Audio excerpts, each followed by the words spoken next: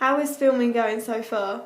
Yeah, it's going pretty well actually. It's better than I expected. Like everyone's working together, and I think the finished product would look really good. How have you adapted to the roles of director and cinematographer? I think it's been quite hard actually because everyone kind of like expects me to like think of all the shots and like tell them what to do basically, and so it has been challenging, but I think it's been really good. What was your inspiration for your thriller? Mainly Woman in Black because of like the atmosphere that film created and kind of like the tension that builds up with the music and like the dark lighting and just the atmosphere in general. Have your group been following instructions well? Yeah, I think so. I think it's been really good. Like everyone kind of works together. So if I was say like, oh, I think we need to do this shot next, then everyone will go like immediately, just try and figure out like how to do it, how to get like the right lighting, how that follows from the shot that we did before, and how that would work in editing. And then we might have to do a couple of takes just to make sure that it's all good. What are your favourite shots in your thriller?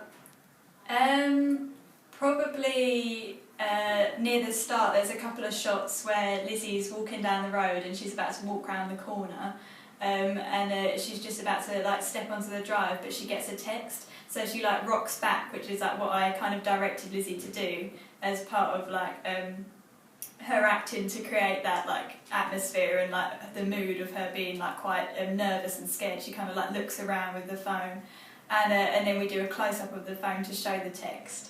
And also her reaction after that is also good because it kind of like it's just a smooth like transition between each shot. So yeah, I think that's probably the best one. Can you think of any ways you can improve your directing?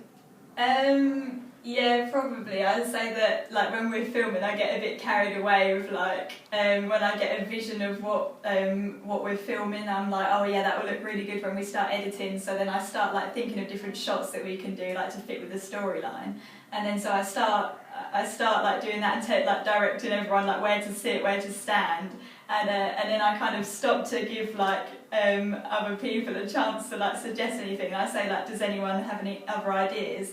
And but then I don't really like reinforce that, like asking them again and again. I kind of just go okay and then carry on. So I could like try and get other people to think of more ideas rather than just like carry on doing my own.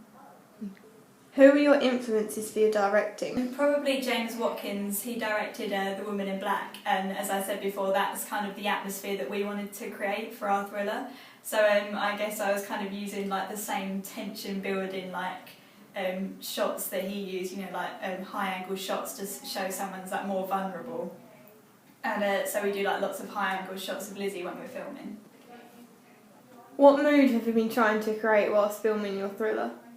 Kind of like a creepy, like eerie atmosphere, and also like quite mysterious because we don't want to answer all the questions like at the start because we're only doing the opening, so we want to leave the questions unanswered, so it's quite like creepy and mysterious. How did you decide each shot? I kind of just thought of what we filmed before and how we can develop like the storyline further. So like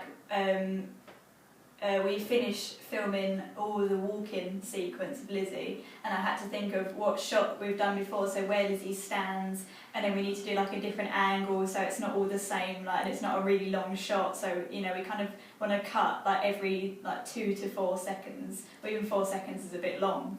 And so we can't have too much of Lizzie walking, like with the same camera angle. So, sometimes we'll do like a sideways shot, or like one from like a shot from behind, like maybe a pan, like a vertical pan, just like to mix it up. What have you learned after watching the first cut of your thriller?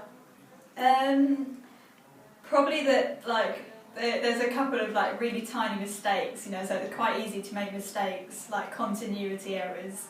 And also that there might be like some technical like errors when filming, so like something might not be in focus, and so it kind of makes the whole like footage look blurry, so one bit will be blurry and then the other bit's like sharp and clear. So it's just like kind of small mistakes like that. But then apart from that, it's also that the storyline, as we start like editing and I watch the first cut back, some of it doesn't make sense, so then we can go back and reshoot, and like because now we've changed the storyline, so now we've got 2 different endings that we're going to refilm probably on Thursday.